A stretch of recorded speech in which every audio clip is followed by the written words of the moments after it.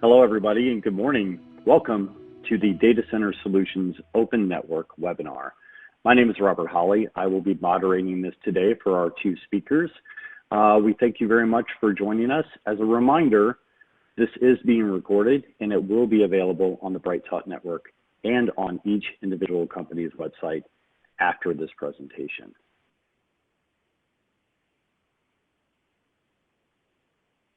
Before we get started today, I think it's important to address what's going on around the community and around the world today, and the importance that data centers are providing to their customers, and the importance of networks for their customers today. As we can see, a lot of people are being forced to work remote.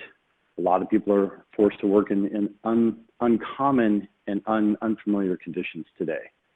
So it's important for everything that you do, whether you're using a single source vendor, a multi-source vendor, a managed service provider, or your own company's IT staff, have patience in this time and have understanding in what we are trying to accomplish for us and for our customers. Today we're going to talk about a few things. We're going to look at the history of open networks. We're going to look at different varying white box solutions. We're going to talk about open network NOS options. We're also going to look at how the evolution of data center design has changed. From there, we will also look into intent-based networking, what it is, what it means to different customers, and finally, we'll talk about operating the modern data center in an open network framework. So again, at the end of the day, our goal is to provide you with not only information of what open networks do, but also how they can help you run and operate your data center. A little bit about our solutions. Who are we, right? We'll go from a very high level. EPS is a global distributor of everything that you could want within the data center, whether it's hardware, software, cables, all the way down into the business as an overarching solution. Apstra is a software-first orchestration and management solution within the data center. So as we look at that, we don't look specifically at operating systems. We work with varying operating systems across the board. Meeting our speakers today, very high level, we have Robert Lancaster, who resides in Denver, Colorado. He is a solutions architect with Apstra. And we have Alan Fagan, who is the director of sales for North America, residing in Boston for EPS Global. And with that, I'd like to start off and introduce Alan. If you would like to go ahead, I will turn the records over to you. Thank you very much, Robert, and thank you everybody for giving us some of your time today. I'm going to spend some time talking about a number of aspects: the history of open networking, white box solutions, what they are, and I'm going to finish up by looking at some network operating systems. Before I get into that, I'm going to talk, a little bit about why organizations look at open networking in the first place. Firstly, open networking provides much greater flexibility and feature velocity than a traditional monolithic installation. Organizations can easily change hardware vendors if another vendor provides better service or better pricing. They're not locked into one vendor. And this flexibility also enables the organization to adopt new technology sooner. Secondly, open networking enables increased management efficiency. With open networking and SDN, many tasks can be automated and pre-programmed. And lastly then, open networking with white box switches provide significant cost savings to the organization. Companies typically reduce the cost of the network infrastructure by 50% or even more when they implement an open networking solution. So moving on to the slide then to talk about the history of open networking. It really began in 2008 with the development of OpenFlow in Stanford University. Before OpenFlow, control data and management plane, they all resided on the switch. And what OpenFlow did was it allowed for the separation of the control and management layers from the data plane. So the switches ultimately just transport the data. The brains of the network reside elsewhere. In 2009, Facebook, their infrastructure really struggled to keep up with the new features on their platform particularly video and image sharing. So they realized that they had to redesign their network from bottom to top. So they had a team of engineers to conduct this redesign. It took 2 years. It was completed in 2011, and that infrastructure is still in place. It's still going. Out of that redesign, Facebook, Intel, and Rackspace, they published all the designs, and along with Goldman Sachs, they started the Open Compute Project, or OCP. The goal of OCP was to create a movement in hardware to foster creativity and collaboration, very similar to what was seen with open source software.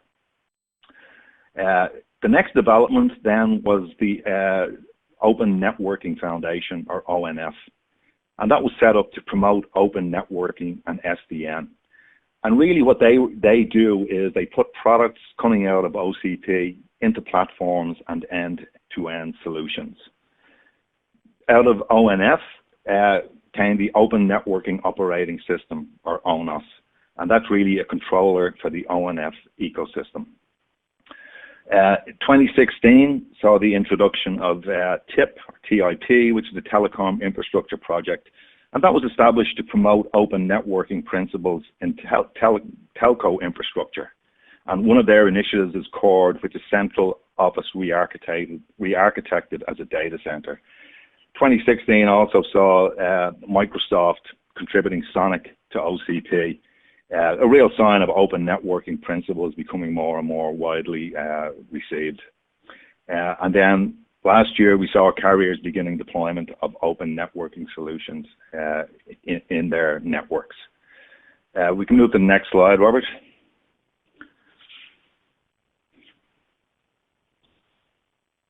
So I'm going to talk a little bit about white box solutions now. And white boxes really started with the hyperscalers. You know, we mentioned Facebook already, other hyperscalers like Amazon, Google, Microsoft. You know, for their data centers, they didn't need all the bells and whistles that a branded switch from the likes of Cisco or Juniper had. They really just needed the switch to transport data.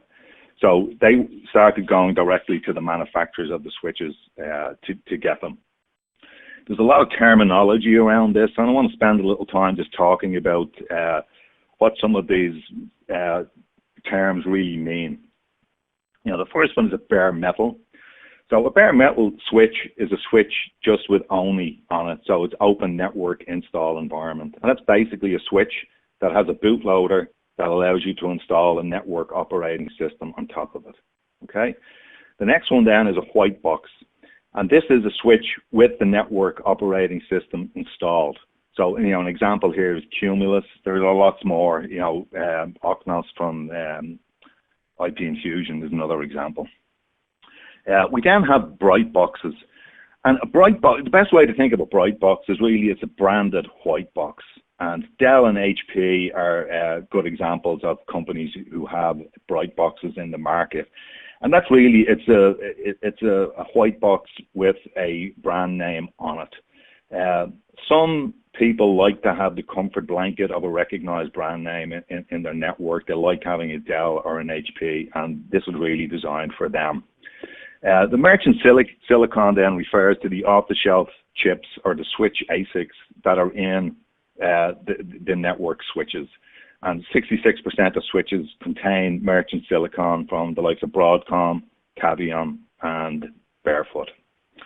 The most popular white box in this space is EdgeCore. And Acton are the parent company of EdgeCore, and they are the ODM, or original design manufacturer of the switches. And most Acton switches have someone else's name on them. You know, they make the switches for the large brand names like a Juniper, like a Cisco, like an Extreme, but they have their own brand then, which addresses the open networking market, and that's EdgeCore. And that's becoming a larger and larger part of their business. There are other manufacturers in this space, and good examples of those are Delta, Quanta, and Celestica. Next slide, please, Robert. So along with the hardware, earlier on we talked about a massive project by Facebook to redesign the network that took them 2 years, and they had a lot of engineers on it. Well, most companies don't have the luxury of having that army of engineers to operate the network or to design it, and that's really where these software companies come in. They provide network operating systems, which fundamentally allows non-hyperscalers to take advantage of open networking. The software allows them to build using commodity hardware and open networking principles. So there's a number of players in this software space. The first ones that we're going to look at are Cumulus, IP Infusion, and Peak 8. And these are really designed to operate individual devices. And each of these guys, they really have their own niche. So Cumulus are very prevalent in the data center. IP Infusion, you'd see a lot in internet exchanges. And Peak 8 have a lot of traction in large enterprise data centers. And, there's lots more out there. This technology is being widely adopted. It's not, customers are not guinea pigs at this stage. 34% of Fortune 50 companies have already adopted Cumulus technology in their production environment. So this is out there and being used as we speak. Okay. The next guys we're looking at is more about centrally managed. So a good example of that is Pluribus, and that allows you to manage multiple data centers from any switch, and they do not have a separate physical controller. Big Switch Networks, who recently became part of Arista, they use a hardware controller, and again, that is the brains of the operation, and the switch is just used to forward on data. Okay, and that brings us down to the management and automation, and Apstra, their product called AOS, which allows you to design, implement, and manage network from start to finish. And you'll hear a lot more on Apstra from Robert, and I will hand over to him now and allow him to talk more about what Apstra do. And again, thank you very much, everybody. Thanks very much, Alan. Let's talk a little bit about the evolution of data center network design. If you go back to the days when we were all using applications on mainframes, things were pretty simple back then, and you had proprietary cabling infrastructures and terminals and things like this. But then PCs came about, and everyone started getting them on their desk. So really, the only way to transfer information between them was via diskettes. And we all, many of us, I should say, remember those days. But local area networks came about to connect those PCs together, and you had the advent of the client-server architecture. And this is where your PC was a client, and then there was a server that hosted software, the application software, and you needed the ability to transfer information back and forth between the server and the client. Putting the servers into a central location, often you found them sitting on a desk in a corner. It wasn't very secure, or power issues and cooling issues. So things started to become consolidated into what was then called the computer room, and that evolved into the data center. These client-server applications were monolithic. They ran on dedicated servers. It was not an extremely efficient use of the hardware. And, we moved to, what I'm calling here the legacy design. This is the three-tier architecture that most of us that have taken certification exams are familiar with. So the traffic flow is generally north to south. Not a lot of servers talking to other servers back in that time. But, as we all know, that has changed. Now, this legacy design has a core, at the center of the network, a distribution layer that takes connections from the lower access tier, and it consolidates those connections together, and the core, transports it to perhaps another distribution area. So it's a nice model. It was modular, but again, it had some characteristics that didn't really support the evolution of applications development to the degree that we have today. Also, this model is very dependent on virtual LANs and spanning tree technology, and as those scale up, those technologies are more and more difficult to manage and troubleshoot. So, as applications evolved, we had web applications, we had the internet. There were lots of changes coming about, and so we needed to deal with traffic flows in a more effective manner. Servers were beginning to talk to one another quite a bit more. So you had what we call east-west traffic patterns, and the three-tier model that had served us well for a long time really didn't support this as well as we needed. So the spine and leaf, or CLOS model, and CLOS was an engineer who worked with phone systems back in the 50s, and he came up with a model that that allowed the fewest number of hops between endpoints in a switched environment.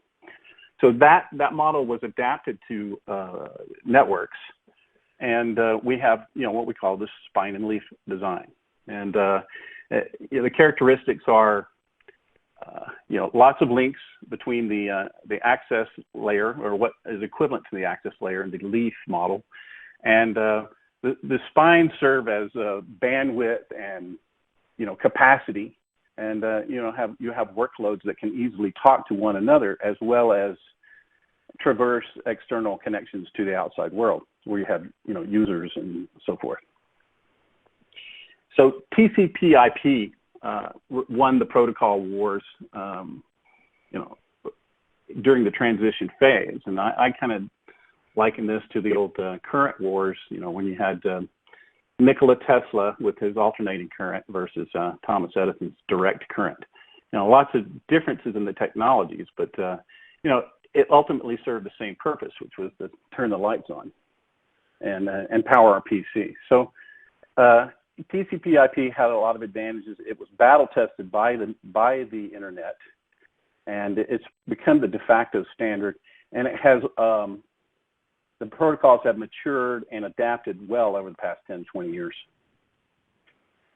We also had, as we had these increases of traffic, we had the need for higher speed connections between the servers and the switches, and then likewise between the leaf layer switches and the spine. So you had 10 gigabit, which I remember when 100 megabit came about, and I just thought, how can it go faster than this? But clearly it has, and we're even seeing things north of the 100 gig links that are pretty common in data centers today.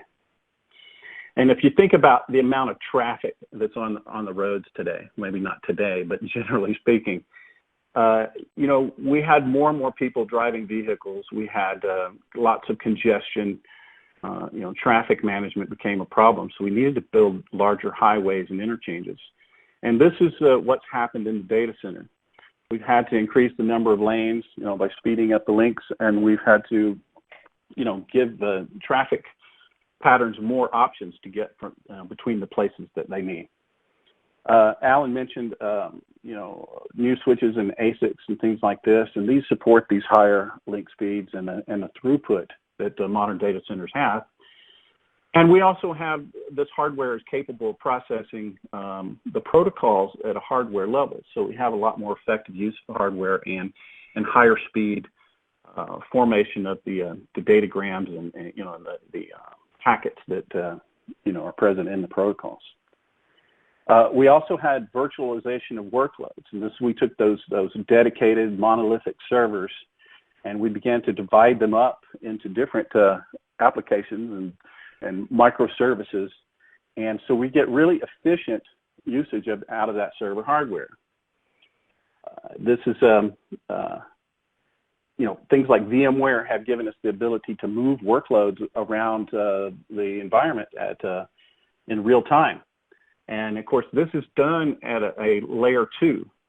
And so if you're going to use layer 3 and high-speed links, and you've got this cool capability of moving workloads around to the most effective server and portion of the data center, then you need some mechanism to accommodate that. And then one of these solutions is VXLAN, which is an overlay technology that many of us work with, and it gives us a layer 2 mobility over a layer 3 infrastructure. And so there's a lot, you can see from what we're talking about, a lot more things have been added to the data center, and the hardware capabilities have had to keep up. And so one of the most important characteristics of the data center is its stability, because it's so critical to the businesses that are being served. And, there are lots of routing protocols. We talked about spanning tree. It could be problematic, difficult to understand what's happening if links fail. We've really kind of zeroed in on BGP as the routing protocol of the data center. There are other solutions out there, OSPF. People use things like Cisco's EIGRP, but BGP has really withstood the test of time, and it's battle tested by the internet. So all of these complexities, VXLAN, BGP, peering, this has all been managed traditionally by, spreadsheets and run books and, configured manually. So automation has come about and is really helping us address all of this complexity. There's lots of horror stories of people making a seemingly insignificant change to a configuration, and then it making applications unavailable to the users, and this can be very expensive for businesses. So automation helps us be more consistent in how we program and maintain all of these different protocols and configurations. So can we move to the next slide, please?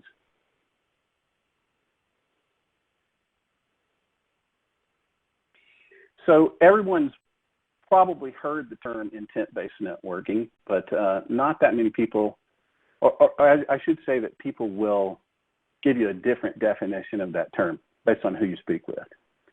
So let's start out by telling you some things that intent-based networking isn't. It's not related to specific hardware, platform, or a vendor. It's a concept. It's an approach to managing a network. It's not really even a target market per se. I mean, a lot of vendors have added intent-based networking to, their marketing materials, but, you can't go out and look at for a list of intent-based networking products. And it is, however, a software-first approach that simplifies the design, building, the implementation, and ultimately the operation of the extremely complex network environments. And a nutshell definition, intent-based networking is an approach to building a network infrastructure that focuses on the desired outcomes of the businesses that are building these networks. And it makes this the highest priority. In other words, we want to have our network perform certain services, provide certain features, and we want to make sure that those features remain available and operational. So this is a relatively new network paradigm. The term has been out there. Gartner originally coined the term when they were referring and describing the Apps operating system. And since then, other vendors have embraced the concept, and they're using the terminology relative to their own solutions. So knowing the intent of a network allows you to have a single source of truth regarding all of the functionality and configurations. And also, you have the ability to have things like APIs so that the network infrastructure is either receiving instructions for enabling capabilities, or it's passing information about the current state of the network back to these other tools. An example would be a ticketing system that receives a notification of an anomaly and immediately opens the ticket and informs the network support team of the problem. And so when you take a top-down approach to building and managing your network, it gives you the opportunity to be vendor agnostic. So you can start to use different tools as long as they're adhering to the standards-based features and so forth. You can configure different hardware platforms and their operating systems to support some of the functionality we've been describing. And this is the part of the equation that we call the how, or how it's done. These are the details of how each device enables a protocol or enables a specific feature. And of course, across different operating systems, those commands and things are going to be different. So if you're using different platforms for these things, you've got different commands and things that you have to be familiar with. And an automated solution will help you deal with all of that complexity. In fact, in many cases, it can just totally abstract away the details of the operating system. So you're really just focused on what we call the what. And the what is those features and functionality that we've been describing. And once you're just focused on the what, you really only need some simple device drivers for your platform that will convert the intent, what you need this network to do, into the specific commands and things that are appropriate for each device. So next slide, please.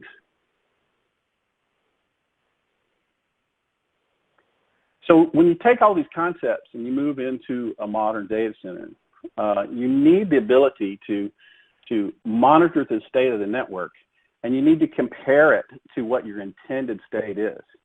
And intent-based analytics is a term that refers to a methodology of looking at the current state of the network and doing that comparison.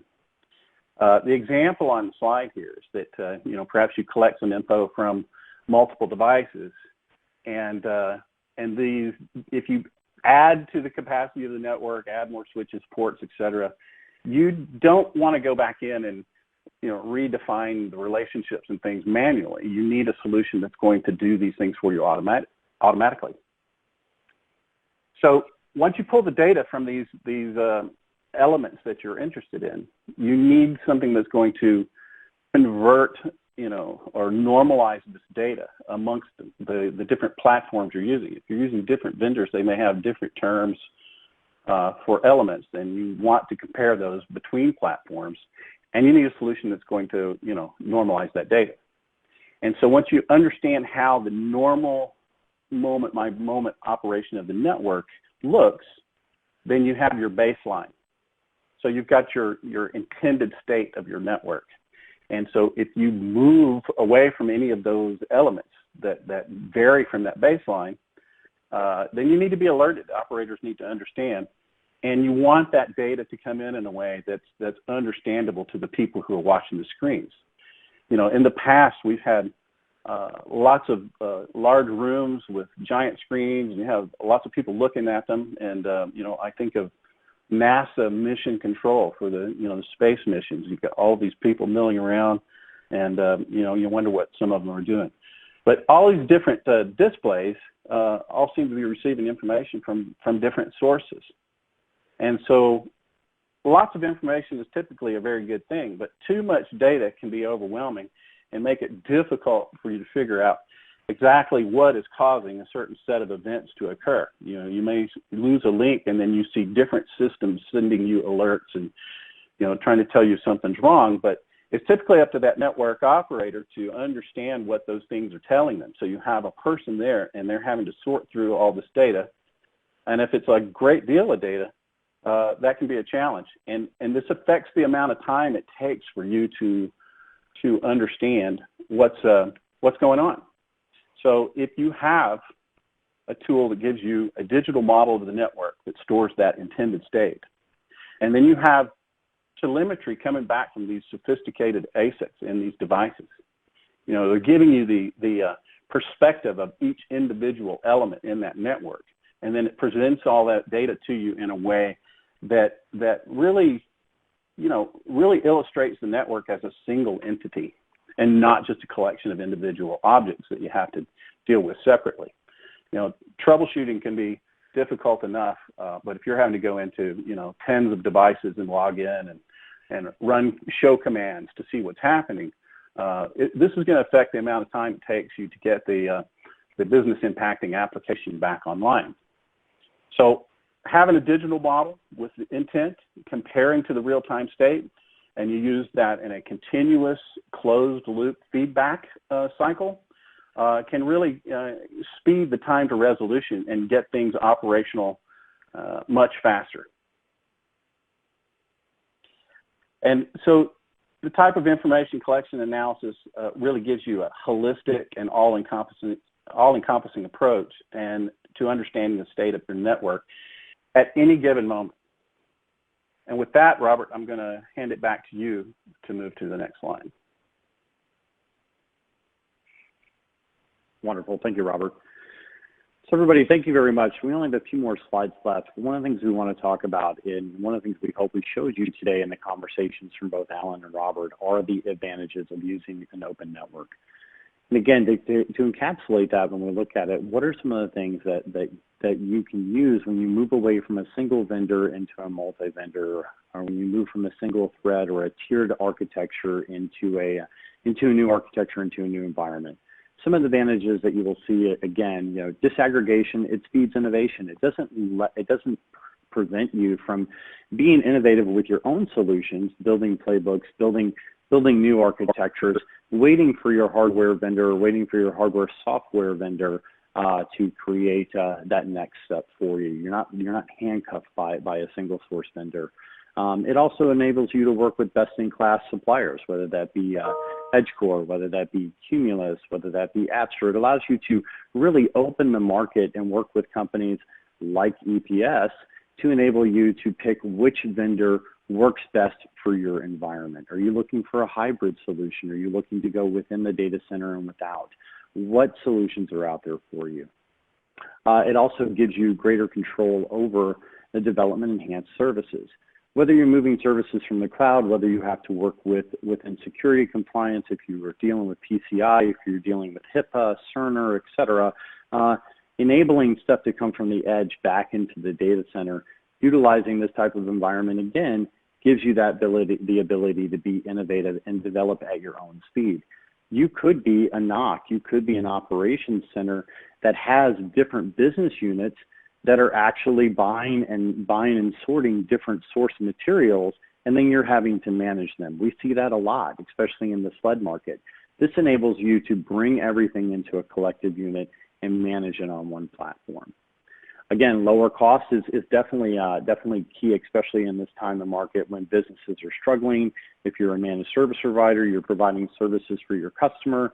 This gives you the ability to come to them and provide them a solution that's not single tiered and help them manage their cost, both operationally as well as CapEx. And last, enables you to simplify the management of data center fabrics. So whether you're utilizing a unified platform or whether you're utilizing a disparate platform, having an overarching solution gives you that flexibility across the board. So as we move on, I want to welcome everybody again, thanking you for today for attending events, but also letting you know about some upcoming events that are happening both for EPS and Apstra individually. First, Apstra next week we are launching a seminar which is called the Apstra Academy. It's actually typically a paid for academy. It runs for about 4 hours, and that enables you to become better familiar with not only Apstra systems, but other open network systems as well as closed loop solutions as well. So that is being provided next Wednesday. That'll be hosted by Josh Saul, 9 o'clock Eastern time, 6 a.m. Pacific for those people who like a lot of coffee. We also have upcoming the Unboxing Open Networking with Edge Networks, one of the partners again across the board, that EPS will be hosting on Tuesday, April 28th at 10:30 GMT. So for those of you who want to come back and actually listen to the recording or find more information, we provide you with links as well as contact information for your speakers today for both Alan Fagan. We'll leave this up for just a second if you guys want to write this down while we're on the call, or you can actually come back and hit links. It also has links to company website, company resource pages, and other information as well. We also have the same with Apstra, simplifying and automating your data center network, providing information, again, working with multi-vendor environments. And then again, our contact information as well, myself on the top, as well as Robert Lancaster on the bottom. Okay. So let's see here. As we're closing down, I want to thank everybody very much. We do have one question. Robert, hopefully you can answer this question. Yeah. How do you translate business intent into technical commands? So I can only speak in terms of Apstra operating system to answer this. There, other tools may do this differently. But in our case, we have at the core of our solution a reference architecture. So the reference architecture is very flexible and scalable, but it has abstracted elements and logic already built into the tool. So you say, I have these number of connections, I need to be these speeds, I need MLAG for these connections, and all of these different things. This information is collected in the beginning phase of the network, which is the design phase. So we take in all of this design information, and the tool then converts that into the different elements that formulate the intent. Perfect. Hopefully that answered the question for the person that was on the line asking that. So again, I want to thank everybody for joining us today. This is part of a monthly webinar series that we host at Apstra around education. Next month we'll be talking around operating the data center. So looking into different management planes and looking into how do you actually operate, whether it's a single source data center or a multi-vendor environment.